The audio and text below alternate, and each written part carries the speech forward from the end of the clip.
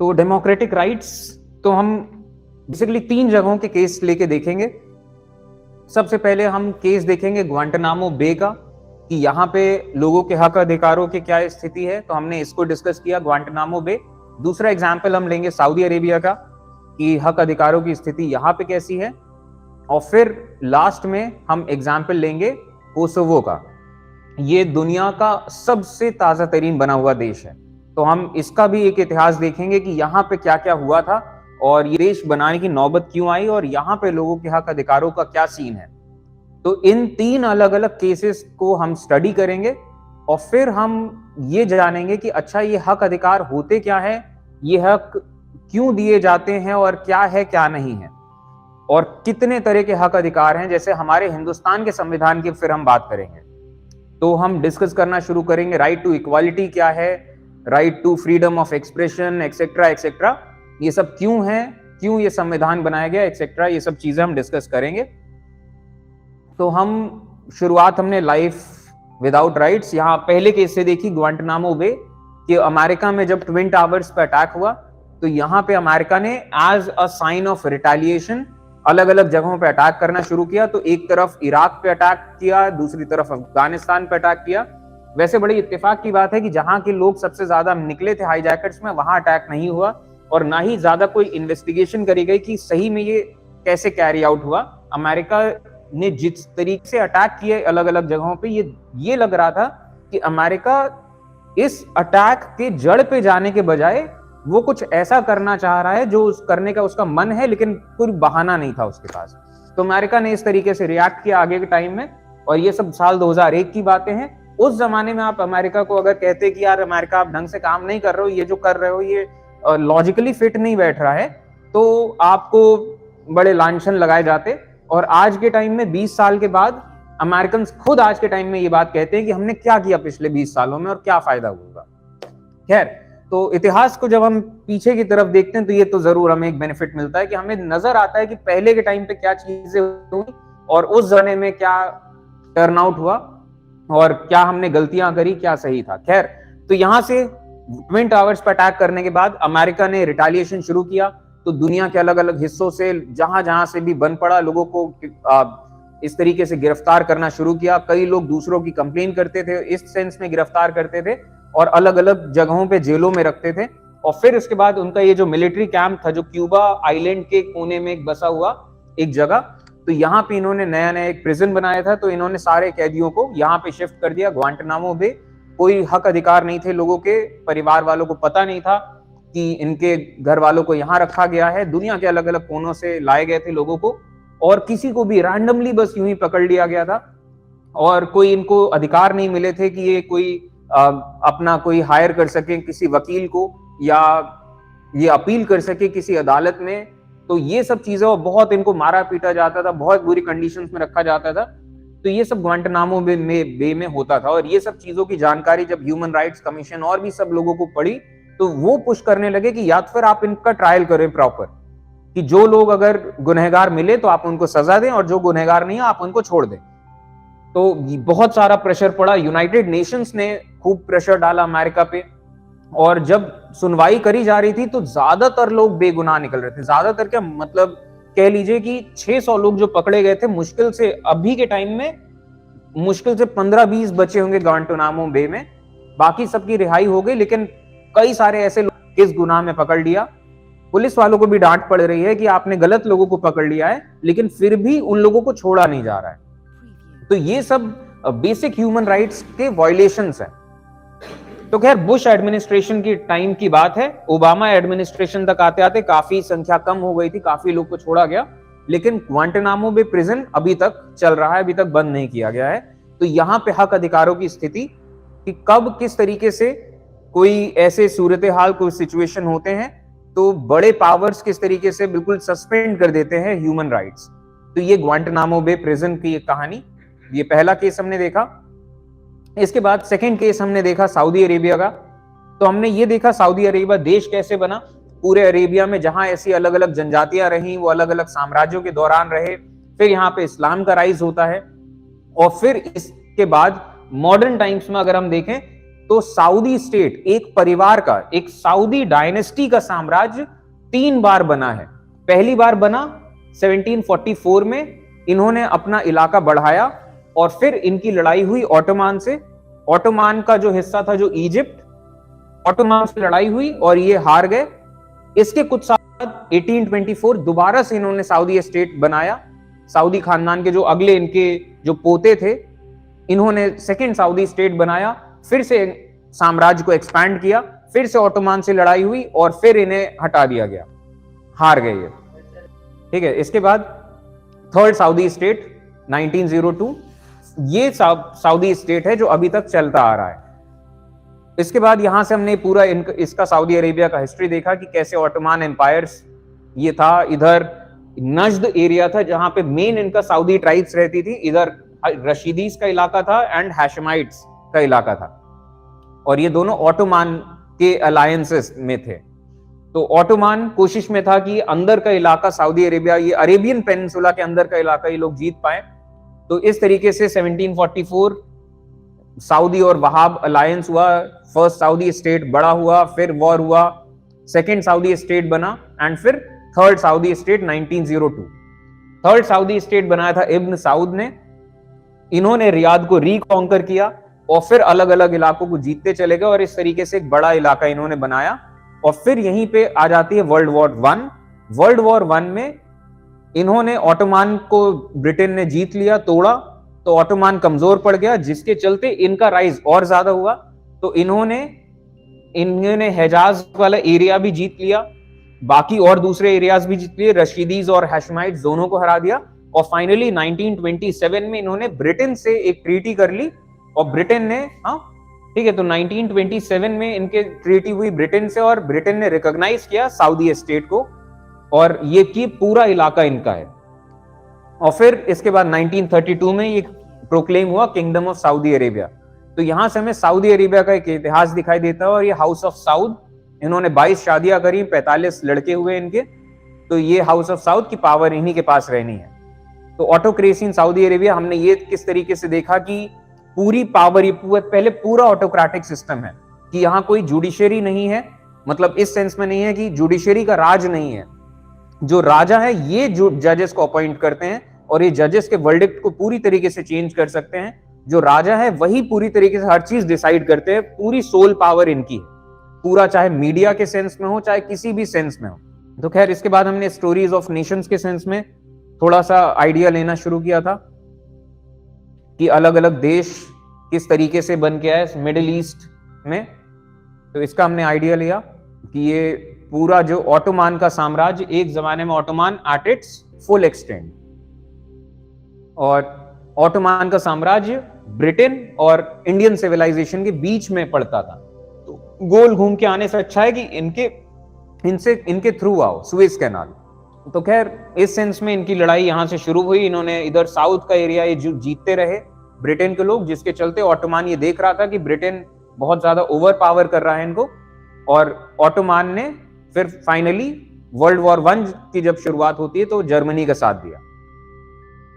1908 यहाँ पे ईरान के एरिया में ऑयल मिला और ये इलाका और ज्यादा प्राइज्ड हो गया। और फिर वर्ल्ड वॉर 1 के दौरान ही 1916 में फ्रांस और ब्रिटेन, इन दोनों ने डिवीजन किया मेन ऑटोमान एरियाज को, कि कुछ इलाके ब्रिटेन ने रखे, कुछ फ्रांस ने रखे, और किस तरीके से अलग अलग देश बन के उभरते हैं फिर इन्हीं से, कि एक तरफ इराक बन गया, एक तरफ लेबनान एक तरफ आया, एक तरफ सीरिया आया, बाकी कुवैत, यूएई, बहरीन, ये सब तो अलग से चल ही रहे थे, जो ब्रिटिश प्रोटेक्टरेट्स या फ्रेंच प्रोटेक्टरेट्स थे। तो ये इनका पूरा स्टोरी ऑफ नेशंस है। एंड बाकी जो पर्शिया था, एंशिएंट पर्शिया, वो किस तरीके से ईरान बनता है। तो ये हमने ये सब चीजें देखी, स्टोरीज ऑफ नेशंस, हल्का फुल्का हमने डिस्कस किया। इनका जियोपॉलिटिक्स, तो 2 केसेस हमने जो कल देखे थे उसका थोड़ा हल्का ब्रशअप हमने कर लिया है, और अब हमें डिस्कस करना है ये वाला केस जो कि है मैसेकर इन कोसोवो, कि कोसोवो ये क्या हुआ यहाँ पे और ये देश कैसे बना। अभी तक सब क्लियर है? कोई डाउट किसी को, एनीथिंग? तो व्हाट इज ऑटोक्रेसी? ऑटोक्रेसी का मतलब राजशाही। कि राजा है, राजा का परिवार है और सारी पावर उनके पास है, राजा और उनके परिवार के पास सारे फैसले, सारी पावर उनके पास है। तो इस सिस्टम को ऑटोक्रेसी कहते हैं। ऑटोक्रेसी या आप मोनार्की भी कह सकते हैं। मोनार्क का मतलब भी यही होता है कि राजा।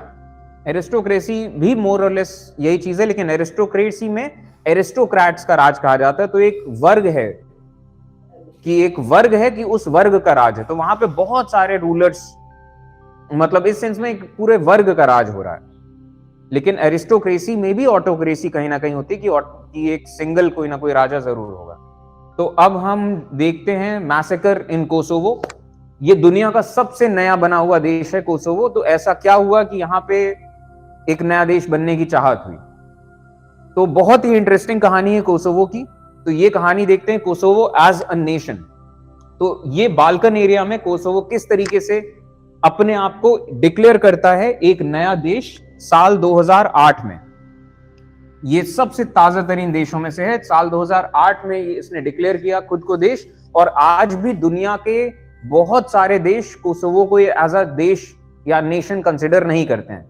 अच्छा, ये जो कोसोवो है, ये जो इलाका है, ये देश कैसे बना? ये सर्बिया से अलग हुआ। इसने सर्बिया से अलग हुआ और कह लीजिए सर्बिया से आजादी इसको मिली। सर्बिया क्या है? सर्बिया इस इलाके को कहा जाता है, ये जो पूरा है। तो सर्बिया का एक प्रोविंस था, ये एक जिला कह लीजिए या एक इलाका कह लीजिए। ये सर्बिया से अलग हुआ तो एक नया देश बना। अच्छा, ये सर्बिया कहां से आया? क्योंकि इसी इलाके में एक जमाने में हम देखते थे कि यही इलाका, अगर हम देखें, ये सब इस इलाके की बात हो रही है। इस इलाके के अंदर सब कुछ है। यहीं पे सर्बिया भी इसी इलाके में है, इसी इलाके में कोसोवो भी है। तो यहां इस मैप में हम देखें तो यहां तो सर्बिया भी नहीं है। तो ये सर्बिया कहां से आया? ये रोमन साम्राज्य का मैप है।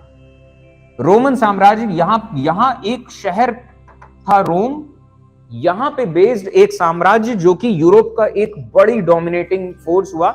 यूरोप एंड यहां एशिया यहां से शुरू है, तो एशिया तक आ रहा है एंड यहां पूरे यूरोप तक है। और पूरा का पूरा यूरोप जब अपने ग्लोरियस पास्ट की तरफ देखता है तो उन्हें ये रोमन एम्पायर ही नजर आता है। रोमन साम्राज्य जब इतना बड़ा हो गया तो फिर ये टूटा और फिर ये इधर जर्मानिक ट्राइब्स जो थी ये आके अटैक कर रही हैं, बाकी और भी अलग अलग इलाकों से इंडिपेंडेंस मूवमेंट्स हो रहे हैं। तो ये सब इतिहास था। तो यही इलाका, ये जो बाल्कन का एरिया हम कहते हैं, यही इलाका एक जमाने में रोमन साम्राज्य के अंडर था।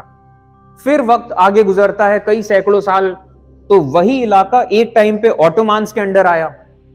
ऑटोमान्स ने इस इलाके को जीता। जो रोमन साम्राज्य था, ये रोमन साम्राज्य पहले, इसमें धर्म के सेंस में पहले पेगनिज्म के धर्म थे। तो जैसे ग्रीक गॉड्स और ये रोमन गॉड्स, तो सूर्य देव हैं, ये हैं, वो हैं, तो अलग अलग तरह के भगवान हैं, भगवानों की कहानियां हैं। इसे पेगनिज्म कहा जाता है। जब आप एक वन गॉड को उसको आप मानते हैं कि वो अलग अलग इनकारनेशंस हैं उसके, और माइथोलॉजीज जब बना देते हैं, तो पेगनिज्म था। उसी में एक धर्म था यहूदी धर्म। इसके बाद क्रिश्चियनिटी का राइज होता है, तो पूरे यूरोप में क्रिश्चियनिटी का राइज हो रहा है। इसी इलाके में सब चीजें हुई जा रही हैं, लोग इधर से उधर जाके बसते जा रहे हैं, रहते जा रहे हैं। तो कहीं से कोई कहीं जा रहा है, कहीं से कोई कहीं जा रहा है, तो सबके सब रैंडमली डिस्ट्रीब्यूटेड है। फिर इस्लाम का राइज होता है। इन्हीं एरियाज में कई जगहों पे इस्लाम की कॉलोनीज बनती हैं, सोसाइटीज बनती हैं, लोग यहां से वहां जाते हैं, कहीं से कहीं जाते हैं, वॉर्स चल रही हैं और ये चलता जा रहा है। फिर एक टाइम आता है कि ये इलाके जो हैं ये ऑटोमान साम्राज्य से अलग होते हैं। इनको कहा जाता है बाल्कन वॉर्स। और वर्ल्ड वॉर 1 के पहले ये बाल्कन वॉर्स ही थे जो एक्चुअली इमीडिएट कॉज बने थे वर्ल्ड वॉर 1 का। अब ये जितना भी इलाका था, इन्होंने खुद को आजाद घोषित किया, ये बाल्कन स्टेट्स ने, और इन्होंने कहा कि हम ऑटोमान के अंडर नहीं रहना चाहते। तो जैसे कि ग्रीस ने अपना इंडिपेंडेंस लिया, ग्रीस ने कहा कि ऑटोमान का कल्चर अलग है, हमारा कल्चर अलग है, तो हमें अलग देश होना चाहिए। तो ग्रीस अलग हुआ, फिर बाकी बल्गेरिया और ये सब लोग सब अलग अलग, रोमेनिया, ये सब अपना अपना देश चाहने लगे। तो इन्होंने ऑटोमान से खुद को अलग किया। और यहाँ पे जब ऑटोमान के सामने इन सब का ये ख्याल था कि हम सब लोग सदर्न स्लाव्स हैं, स्लाव एक तरीके का कल्चर है, तो इन सब लोगों के अंदर ये था कि हम सब लोग स्लाविक पीपल है। तो हम सब लोगों को अपना एक देश होना चाहिए था। तो ये कल्पना में था सब लोगों के कि सदर्न स्लाव्स का एक ऐसा देश हो, यूनाइटेड देश। तो यहां से ये जो कल्पना थी कि सदर्न स्लाव्स का एक देश हो, तो यही कल्पना के चलते बना था यूगोस्लाविया। यहां पे आपको जो दिख रहा है यूगोस्लाविया, ये एक बड़ा सा एरिया बना, ठीक है। तो बाल्कन का एरिया इस पूरे एरिया को जैसे कहा गया, और ये बहुत सारे अलग अलग कल्चर्स इसमें थे। एक तो ये पहले तो मिक्स हो रहा है, एक तरफ एशिया है, एक तरफ यूरोप है, और इसमें भी अलग अलग कल्चर्स के लोग, जैसे बाइजेंटीन्स हैं, ऑटोमान्स हैं, ऑस्ट्रियंस हैं, सर्ब हैं, स्लाव्स हैं, बहुत सारे अलग अलग तरह के लोग। तो यहां से शुरुआत होती यूगोस्लाविया की, और अभी तक यहां पे सब लोग के अंदर एक कॉमन बॉन्ड है कि हम सब लोग स्लाव्स हैं, सदर्न स्लाव्स। एक कल्चर है, हमेशा अचानक से नहीं लगा जब ये नेशनलिज्म वाली चीज आ रही है कि हमें अपना देश बनाना है, तो हर कोई अपनी अपनी आइडेंटिटी ढूंढ रहा है, और यहां आइडेंटिटी के हिसाब से देश बने, पहली बात। तो दूसरी बात, जो देश आप बना रहे हो थोड़ा बड़ा भी हो, क्योंकि अगर आप सिर्फ अपनी कोर आइडेंटिटी पकड़ के बैठ जाओगे तो आपका देश बनेगा छोटा सा और आप रह जाओगे कमजोर। तो आपको देश बड़ा भी चाहिए, आपकी कोर आइडेंटिटी का देश हो और देश बड़ा भी हो, और आपका जो बड़ा देश बन जाए वो आसपास के एरिया से भी बफर जोन कहीं ना कहीं रहे, ठीक है, कि इमीडिएटली आपके पड़ोसी बहुत ज्यादा स्ट्रांग नहीं होने चाहिए कि लड़ाइयां हो रही हैं। तो ये सब अलग अलग फैक्टर्स चल रहे हैं, तो हर कोई कहीं ना कहीं ज्वाइनिंग बॉन्ड देख रहा है। तो इन्होंने अपना ज्वाइनिंग बॉन्ड देखा। अच्छा, यूगोस्लाविया कैसे बना था? हम जैसे आते हैं वापस से कोसोवो पे। कोसोवो कैसे बना? सर्बिया से आजाद होके। अच्छा, इस सर्बिया कैसे बना? जब यूगोस्लाविया टूटा था। यूगोस्लाविया कैसे बना? ये चीज मतलब ये हम समझ रहे, कहानी पीछे की तरफ जा रहे हैं। कोसोवो सर्बिया से अलग होकर बना, सर्बिया यूगोस्लाविया से अलग होकर बना, और यूगोस्लाविया कैसे बना? वो ऑटोमान से वो अलग होकर बन रहा है। तो यूगोस्लाविया कैसे बना, इस चीज को जरा देखते हैं। तो आपको वैसे यूगोस्लाविया कैसे बना ये कोर्स में नहीं है, लेकिन जो भी कोर्स में ये आपको समझ में आ जाएगा जब आप ये जानेंगे कि बना कैसे। कहानी जैसी है, बहुत इंटरेस्टिंग कहानी है। तो ये बात है वर्ल्ड वॉर वन की। वर्ल्ड वॉर वन के बाद ये नए पॉलिटिकल लाइंस बन रहे थे। तो यहां पे जितने भी सदर्न स्लाव्स हैं, इनका हमेशा से एक सपना था कि हमारा एक इंडिपेंडेंट देश होना चाहिए। तो ये सब के सब ब्रेक ऑफ हुए और अलग अलग इलाके बने। जैसे स्लोवेनियंस, इनका एक इलाका बना। क्रोआट्स, ये एक कल्चर है, इनका एक इलाका बना। सर्ब, ये एक कल्चर है, इनका एक इलाका के सेंस में कल्पना हुई। तो ये जो इलाके थे ये थे ऑस्ट्रो हंगेरियन साम्राज्य के। अब ऑस्ट्रो हंगेरियन साम्राज्य में ये जो स्लोवेनिया है, इन्होंने कहा कि हमें अलग, जो स्लोवेनियंस हैं, इन्होंने कहा कि हमें अपना अलग देश चाहिए। क्रोएशियंस, इन्होंने भी कहा कि हमें अपना अलग देश चाहिए। और इन लोगों के पास अपनी कोई आर्मी नहीं थी, कोई बहुत बड़ी आर्मी नहीं थी, और इन्हें लड़ाई करनी पड़ेगी ऑस्ट्रो हंगेरियन साम्राज्य की आर्मी से, तब जाके अलग हो पाएंगे। बिना लड़ाई और युद्ध के अलग नहीं हो पाएंगे। यहां एप्लीकेशन देने से देश नहीं बनते हैं, ठीक है। तो अब लड़ाई करनी है, इनको आर्मी चाहिए। तो इन्होंने आर्मी उस टाइम पे इस पूरे सदर्न स्लाव्स, जो कल्पना करी जा रही है कि ये पूरा इलाका, ये सब कहीं ना कहीं एक सदर्न स्लाव्स है, तो इस कल्पना में जो सबसे बड़ी आर्मी थी, ये सबसे बड़ी आर्मी थी सर्बिया की। तो इन लोगों ने स्लोवेनियंस, क्रोआट्स, और यहां पे भी सर्ब कल्चर के लोग, इस सर्बिया जो है इसका नाम आया सर्ब कल्चर के लोगों से, और सर्ब कल्चर के लोग यहां पे मेजॉरिटी में है सर्बिया में। तो इसका एक पहचान सर्बिया हो गया है। लेकिन सर्ब कल्चर के लोग पूरे बाल्कन एरिया में फैले हैं। यहां पे मैक्सिमम है, लेकिन यहां पे भी है, स्लोवेनिया में भी है, क्रोएशिया में, बोस्निया एंड हर्जेगोविना यहां पे भी हैं, कोसोवो यहां पे भी हैं। सब जगह सर्ब कल्चर के लोग थोड़े थोड़े जरूर हैं। तो अब ये जो सदर्न स्लाव्स की कल्पना हो रही है, तो इसमें इन्होंने इनकी आर्मी ली, इन्होंने लड़ाई करी ऑस्ट्रो हंगेरियन साम्राज्य की आर्मी से। और वर्ल्ड वॉर वन के बाद ये तो कमजोर हो ही गए थे, ये तो टूटने ही वाले थे, टूट ही रहे थे। तो वही चीज हुआ कि इन लोगों को आर्मी की जरूरत थी, तो इन्होंने कांटेक्ट किया किंगडम ऑफ सर्बिया को, और इन्होंने इन सब लोगों के साथ मिलके फिर बनाया यूगोस्लाविया, एक किंगडम ऑफ सदर्न स्लाव्स। ये पूरा इलाका ये सब बन गया यूगोस्लाविया। ठीक है, तो यहां से होता है यूनियन ऑफ ऑल और बनता है यूगोस्लाविया साल 1918, और थोड़े टाइम के बाद इसको डिक्लेयर कर दिया जाता है किंगडम ऑफ यूगोस्लाविया 1929। और ये उस जमाने के मैप में हमें यहां पे दिखाई देता है, ये पूरा इलाका ये है यूगोस्लाविया, और एक तरफ इनके है अल्बेनिया। अल्बेनिया वैसे देखा जाए तो ये मुस्लिम डोमिनेंट है। एक तरफ है Bulgaria, Romania, Hungary, Austria. Austro Hungarian साम्राज्य फिर टूटा तो ऑस्ट्रिया बना, हंगरी बना। यहां पे स्लोवेनिया, क्रोएशिया ये सब मिला के यूगोस्लाविया बन गया। अब आता है वर्ल्ड वॉर 2। वर्ल्ड वॉर 2 में अगेन ये पूरा इलाका वॉर के बीच में फंसा, तो यूगोस्लाविया को पूरी तरीके से कॉन्कर कर लिया जर्मनी ने। और जब जर्मनी ने कॉन्कर कर लिया तो इन्होंने यहां पे पुश करना शुरू किया ऑटोनॉमस क्रोएशिया के लिए। और क्रोएशिया ये जो इलाका है, इस इलाके में जर्मन्स इनको ऐसे क्रोआट्स, क्योंकि इन लोगों के अंदर क्रोएशिया में ऐसे बहुत लोग थे जिनके अंदर क्रोआट लोग बहुत सारे ऐसे थे जिनको ये लगता था कि क्रोएशिया को अलग एक देश बनना चाहिए। तो इन लोगों को एम्पावर किया गया, और जर्मन्स ने, क्योंकि जर्मन्स तो रेशियल सुपीरियोरिटी और मैसेकर इन सब में बिलीव करते ही थे, तो कई सारे सर्ब लोगों को मारा गया क्रोएशिया में।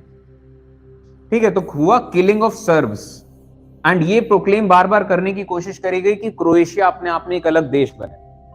अब यहां पे सर्ब और इन लोगों की दुश्मनी बढ़ती जा रही है, सर्ब और बाकी कल्चर के लोग। तो खैर वर्ल्ड वॉर 2 खत्म होता है, और यहां पे कम्युनिस्ट विचारधारा के जो लोग थे इन्होंने खूब लड़ाई लड़ी जर्मन्स के खिलाफ। तो जर्मन्स के खिलाफ जब खूब लड़ाई हुई तो फिर यूगोस्लाविया दोबारा से प्रोक्लेम किया जाता है।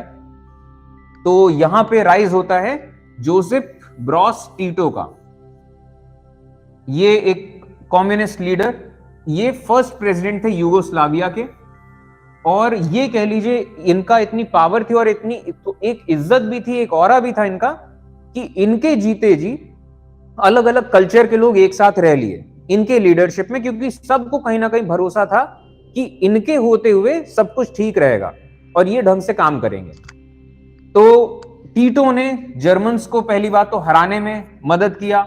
जर्मन्स के जाने के बाद इन्होंने यूगोस्लाविया को लीड किया, और यूगोस्लाविया एक तरीके से कहीं ना कहीं एक वो रहा, वन पार्टी स्टेट रहा, ये जिंदगी भर प्रेसिडेंट रहे। एंड यूगोस्लाविया में एक कहीं ना कहीं ये था, कह लीजिए कि एक कॉमन यूनिटी जैसी थी। अब इसके बाद जैसे हम देखें यूगोस्लाविया ये पूरा इलाका 6 फेडरेशंस में डिवाइडेड था। जैसे कि एक जगह होती है उसमें कई सारे जिले होते हैं, उसी सेंस में एक तरफ था Serbia, Croatia, Slovenia, Montenegro, Macedonia and Bosnia Herzegovina. और सर्बिया जो प्रोविंस है, इसी के अंदर 2 और autonomous regions, Kosovo and Vojvodina. तो जैसे मैं आपको ये दिखाऊं, ये था यूगोस्लाविया और इनके अलग अलग, ये स्लोवेनिया, क्रोएशिया, बोस्निया हर्जेगोविना, यहां पे ये पूरा सर्बिया, और इसी में ऑटोनॉमस रीजन वोल्वोदिना, यहां पे कोसोवो, एंड फिर नीचे ये रहा मैसेडोनिया। तो जब तक टीटो जिंदा थे तब तक ये सब आराम से चलता रहा, टीटो जब तक जिंदा थे। और टीटो की जब डेथ होती है 1980 में, तो अब यहां पे अगला लीडर कौन? टीटो ही थे अकेले जो इन सब लोगों को संभाल के जोड़ के रखे हुए थे। अब क्या होगा इन सब का? तो यहां पे होता है डिवीजन ऑफ प्रेसिडेंसी, कि पहले एक प्रेसिडेंट थे, अब यहां पे कह दिया गया कि जितने भी लोग हैं सब अपने आप के प्रेसिडेंट हैं। तो एक तरीके से अपने आप में डिवीजन हो गया कि अब 6 प्रेसिडेंट हैं, और आपको कोई भी काम करना है तो एक मेजॉरिटी चाहिए कि कम से कम 4 लोग तो कम से कम हो। तो यहीं पे अलग अलग जगह ये एक नेशनलिज्म वाली फीलिंग और ज्यादा स्ट्रांग होने लग गई। अगर हम कोसोवो के सेंस में देखें, यहां पे क्या होता है, कोसोवो और अलग अलग इलाकों में ये होने लग गया कि अब ये जो डिवीजन ऑफ प्रेसिडेंसी हो गया कि ये सर्बिया का अलग प्रेसिडेंट है, मॉन्टेनीग्रो का अलग प्रेसिडेंट, बॉस्निया का अलग प्रेसिडेंट, इसके चलते ये कहीं ना कहीं टकरार शुरू हो गई और ये डोमिनेशन शुरू हो गया कि अब सब ये दिखने लगे, या सर्बिया को तो खास तौर पे दिखने लग गया कि हमें इन सबको जोड़ के रखना है और जोड़ने वाले हम होने चाहिए।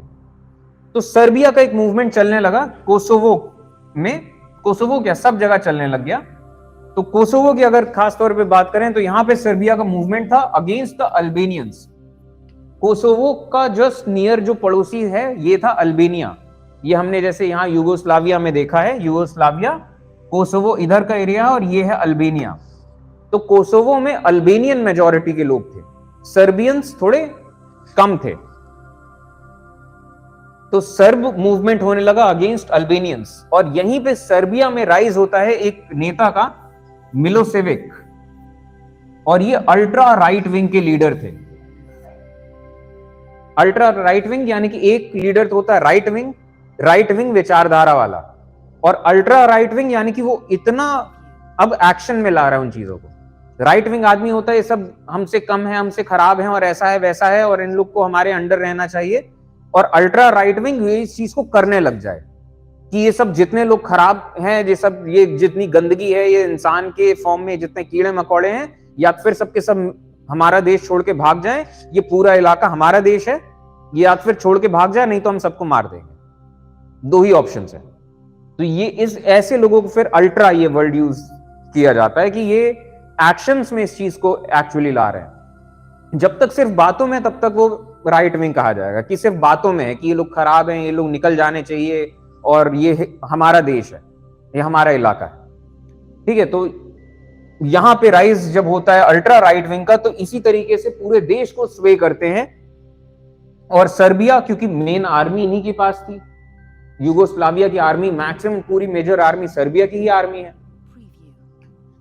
इसके बाद मिलोसेविक यही अल्ट्रा राइट विंग कार्ड खेलते रहे, नेशनलिस्ट कार्ड, और ये बन गए प्रेसिडेंट ऑफ सर्बिया 1989 में। और मिलोसेविक जब प्रेसिडेंट बने सर्बिया के 1989 में तो एक खतरे की घंटी बज गई सब लोगों के अंदर।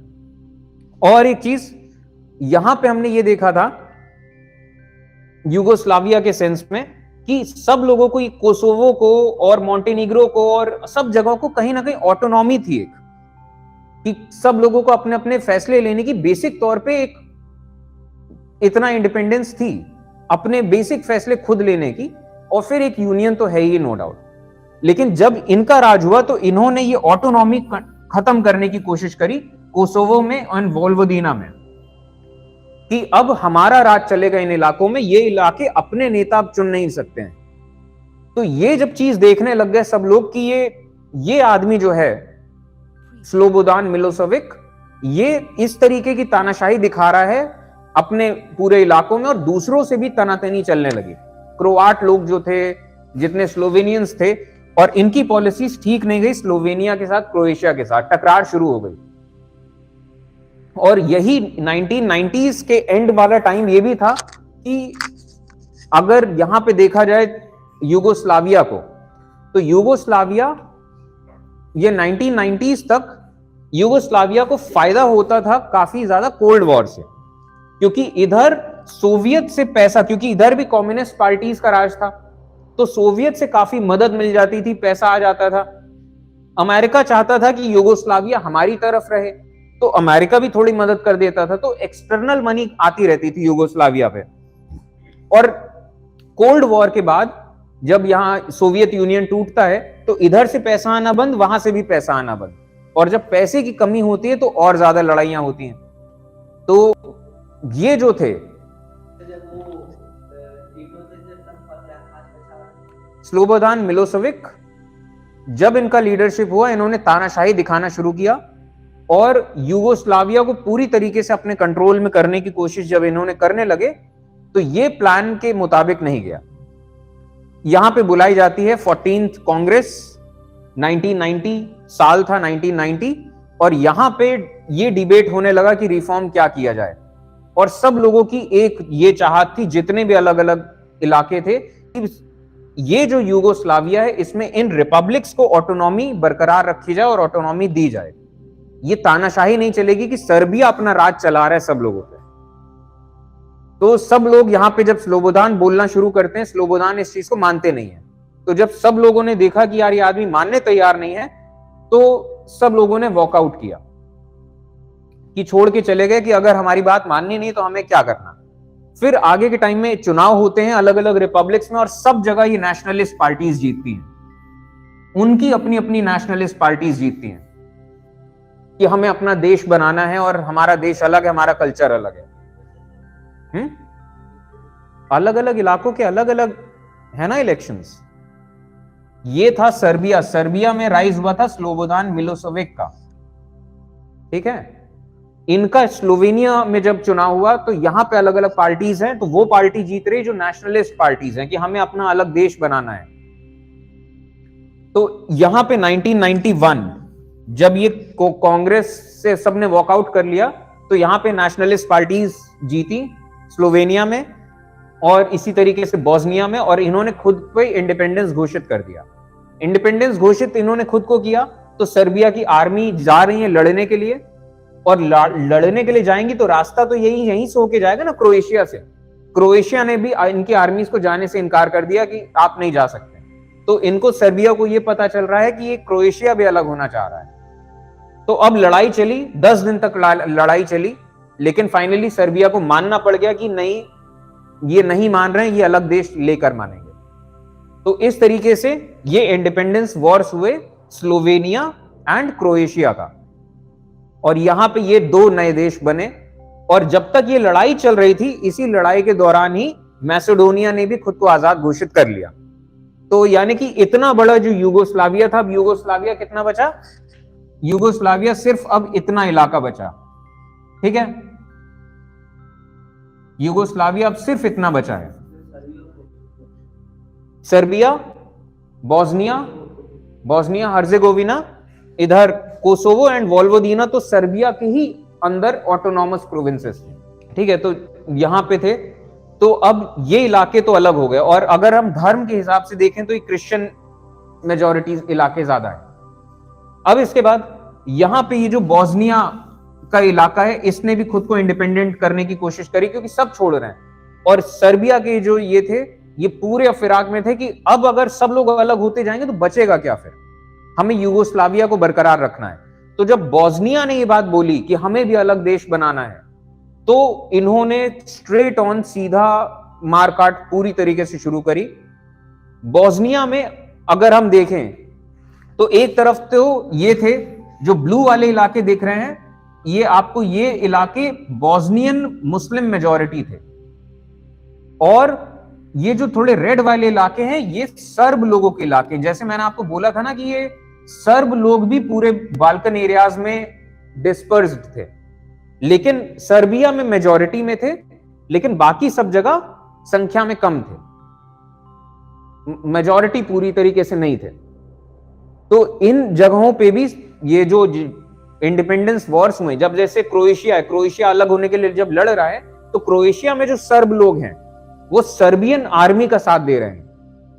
क्रोएशिया के सर्ब लोग इनके खिलाफ है कि हमें देश अलग नहीं करना, क्योंकि क्रोएशिया के सर्ब लोगों को यह दिखाई दे रहा है कि अभी हम यूगोस्लाविया में हैं, तो हम सर्ब लोग अभी थोड़े कंट्रोल में हैं, पावर में है, क्योंकि यूगोस्लाविया में मेन पावर सर्बिया की है और हम तो सर्ब लोग ही हैं।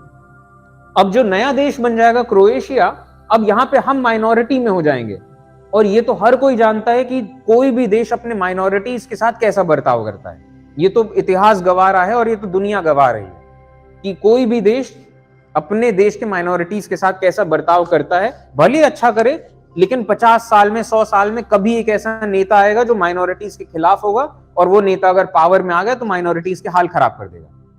तो एक काफी रिस्क रहता है, तो ये तो हर कोई जानता है। तो जैसे सर्ब लोग को ये आया कि अब ये स्लोवेनिया अलग हो जाएगा तो हम माइनॉरिटी बन जाएंगे, तो सर्ब लोग अपने देश के उनसे लड़ रहे हैं, ये क्रोएशिया से लड़ रहे हैं, यहां क्रोएशिया के सर्ब लोग। इसी तरीके से बोस्निया के जो सर्ब लोग थे, ये बोस्निया के जो बोस्नियन लोग थे दूसरे, और खासतौर पे धर्म के हिसाब से देखें तो ये क्रिश्चियन मेजोरिटी थे सर्ब, ये मुस्लिम मेजोरिटी थे बॉस्नियंस एंड हर्जेगोविनियंस। तो यहां पे लड़ाई शुरू हुई, सिविल वॉर क्या, इस चीज में ये पूरा साथ दे रहे थे, जो मिलोसेविक पूरा साथ दे रहे थे इन बॉस्नियन सर्ब्स का। इन्होंने अपना, ये बॉस्नियन सर्ब्स जो थे, इन्होंने ये घोषणा करी कि अगर ये बॉस्नियंस अपने आप को आजाद कर रहे हैं तो हमें भी अपना अलग देश बनाने का हक है। और बॉस्नियन सर्ब्स ने अपने आप का नाम दिया रिपब्लिक SRPSK, कुछ ऐसा कुछ नाम दिया कि हमारा भी अपना रिपब्लिक होगा। अब ये स्लोबोदान मिलोसेविक पूरे हथियार पैसा देने लग गए, इन लोगों को अपनी आर्मीज भेजने लग गए, और यहां पे होता है बॉस्नियन जेनोसाइड। बॉस्निया में बुरी तरीके से बमबारी करी जा रही है, सिविलियन इलाकों में घुस के लोगों को मारा जा रहा है, न जाने कितने लोग मरे और न जाने कितने लोग घायल हुए, और जो लोग शरणार्थी बन के अपने घर छोड़ छोड़ के भागे वो अलग अलग ऐसे रेफ्यूजी कैंप्स में रहने को मजबूर हो गए।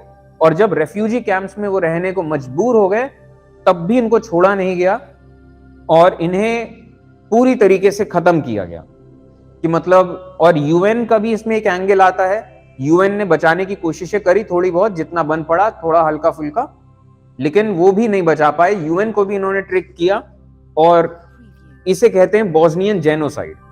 हजारों लोग मरे, हजारों क्या लाख के आसपास अगर आप वॉर को भी मिला लें, और बहुत बेरहमी से कि जो रिफ्यूजी कैंप्स थे वहां पे बसेस लेकर आते थे, लोगों को भरते थे, 40-40, 50-50 लोग दूर दराज के जगहों में जाते थे और मशीन गन्स के आगे सबको भून दिया जाता था। तो बहुत प्रॉपर इस चीज को कहा जाता है बॉस्नियन जेनोसाइड। यूरोप के सबसे काले पन्नों में से है, क्योंकि यूरोप के एज पे जेनोसाइड चल रहा था, और ये जेनोसाइड हुआ 1992 से लेके 5 तक में, पूरी वॉर एंड जेनोसाइड चला।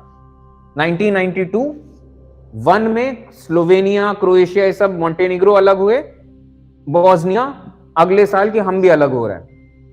तो बॉस्नियन जेनोसाइड, इसको सेब्रेनिका मैसेकर भी कहते हैं। सेब्रेनिका में ये ऐसे रिलीफ कैंप्स थे, रिफ्यूजी कैंप्स, इनको बर्बाद किया गया by the army of Republica, और जो भी ये नाम है, ठीक है। और ये मारने की पूरी जिम्मेदारी थी जनरल राडको म्लाडिक, इस यहां के जो मिलिट्री लीडर थे, और ये जेनोसाइड के लिए इनके अंडर हुआ था। और फाइनली बाद में इंटरनेशनल कोर्ट ऑफ जस्टिस, उन्होंने इनको दोषी पाया, इन पे केस भी चला, सजा भी मिली। तब तक बहुत बूढ़े हो गए थे और क्या ही फिर तब तक सजा। और इसी के बाद तो ये तो बॉस्नियन जेनोसाइड हुआ, और फिर इसके बाद आगे आता है कोसोवो का मैसेकर, जो हुआ था 1998 एंड 99 में। वही हाल यहां पे हुआ। कोसोवो में अल्बेनियन मेजॉरिटी थे और ये भी मुस्लिम्स थे, तो इनको ये भी डर था सर्बियंस को कि अगर हमने इनको आजादी दे दी, ये जो कोसोवो है, ये रहा कोसोवो, ये रहा अल्बेनिया, तो कहीं ये अल्बेनिया के साथ जुड़ ना जाएं, और अल्बेनिया के साथ जुड़ जाएंगे तो अल्बेनिया और पावरफुल हो जाएगा, कहीं ये फिर से और लड़ाई ना हो, हम पे अटैक ना करें। तो खैर ये सब खूब चलता रहा, कोसोवो में भी खूब मारकाट करी गई, और फाइनली फिर सब लोग अलग होते हैं। अगर इस सेंस में देखें तो ब्रेकअप ऑफ यूगोस्लाविया 1991 में, क्रोएशिया, स्लोवेनिया, मैसेडोनिया, ये 3 इलाके अलग हुए, ये अलग हो गए, ये अलग हो गए, तो बचे सर्बिया की ही एक, मॉन्टेनिग्रो एक इलाका, इधर वोल्वोदिना, कोसोवो एंड बॉस्निया, बस ये बचे। 92 में बॉस्निया ने अलग होने को बोल दिया, तो बॉस्नियन जेनोसाइड हुआ, लेकिन बॉस्निया अलग हो नहीं पाया क्योंकि खूब जेनोसाइड हुआ, जब इतने लोग मार दिए गए तो क्या ही होगा। लेकिन बॉस्नियंस के अंदर ये बात थी कि अब जब एक आपका अपना, जो आप क्लेम कर रहे हो, आप ये क्लेम कर रहे हो ना कि हम एक देश हैं, आप अगर ये क्लेम कर रहे हो कि हम एक देश हैं, तो आपने जो जेनोसाइड किया, तो जेनोसाइड होने के बाद तो वो हो ही नहीं सकता कि हम एक देश में रहें। वो वाली बात होती है ना कि जैसे एक हद होती है, वो हद तोड़ने के बाद अब तो पॉसिबल ही नहीं कि हम साथ में रह पाए वाली बात है। तो बॉस्नियंस एंड कोसोवो, इन दोनों के अंदर ये फीलिंग थी। एंड फाइनली जब ये जेनोसाइड चल रहा था, तो ये यहां पे अमेरिका एंड नाटो, इन्होंने अपने फोर्सेस जब भेजे हैं, सर्बिया पे अटैक किया है प्रॉपर, यूएसए ने एंड नाटो के फोर्सेस ने, तब जाके सर्बिया ने ये जेनोसाइड और ये मारकाट रोकी है। मजबूरन। इसके बाद वक्त आगे बढ़ता है, दोनों इलाके थोड़ा सा संभलते हैं और साल 2006 में मॉन्टेनीग्रो ये भी अलग हो जाता है। 2008 तक आते आते कोसोवो ये भी खुद को एक अलग डिक्लेयर कर देता है। इन्होंने भी हिम्मत दिखाई दोबारा से कि खुद को डिक्लेयर कर दिया इंडिपेंडेंट। और कोसोवो अब 2008 के बाद अब सर्बिया ने इस बार अटैक नहीं किया। तो इस तरीके से, क्योंकि और आज के टाइम पे सर्बिया कितना बचा है? सर्बिया बस यही बचा है। यूगोस्लाविया कहां है? यूगोस्लाविया गायब है। पहले इनका क्या सपना था कि यूगोस्लाविया बना रहे। इन लोग के जाने के बाद भी ये था कि यूगोस्लाविया इसे कह सकते हैं। लेकिन अब जब ये सब चले गए, नहीं, ये मैंने बोस्निया का मैंने गलत बोला, मॉन्टेनीग्रो था ये। बोस्निया 92 में ही अलग हो गया था। और नाटो के फोर्सेस और कोसोवो का स्थिति आज के टाइम पे ये है कि जो आपको ये रेड कलर के इलाके दिख रहे हैं, ये वो इलाके हैं जो कोसोवो को इंडिपेंडेंट नहीं मानते हैं, कि कोसोवो जैसा कोई देश नहीं है। और वो कोसोवो को जब देश ही नहीं मानते हैं तो उससे डील भी नहीं करते हैं, ना कुछ खरीदते हैं ना कुछ बेचते हैं। उनके लिए है ही नहीं कोसोवो। और ये ब्लू में वो इलाके हैं जो कि कोसोवो को एक देश मानते हैं कि ये एक मुकम्मल आजाद देश है। और ग्रीन में वो इलाके हैं जो कि प्लान कर रहे हैं कि भविष्य में कोसोवो को एक देश माना जा सकता है। अच्छा, यहां पे आपको ये जरूर दिख रहा होगा कि यहाँ पे ब्लू वाले इलाके जितने भी हैं ये सब यूएस, यूरोप, ये वाले इलाके हैं जिसको हम वेस्ट वर्ल्ड कहते हैं। और क्यों? अगर इस सेंस में देखें तो सर्बिया से लड़ाई है ना कोसोवो से, तो सर्बिया बहुत इंटीग्रल हिस्सा रहा है रशिया एंड सोवियत का। तो रशिया एंड सोवियत का जो वर्ल्ड है वो पूरी तरीके से सपोर्ट करता रहा सर्बिया को। तो चाहे कुछ सही हो रहा हो, चाहे खराब हो रहा हो, चाहे एनीथिंग, वो स्टैंड लेंगे सर्बिया के लिए। तो जो रशिया डोमिनेटेड वर्ल्ड है और वो देश जो कि रशिया को नाराज नहीं करना चाहते, वो देश सर्बिया, कोसोवो को देश अभी भी नहीं मानते हैं, वोटिंग में डिनाई कर देते हैं।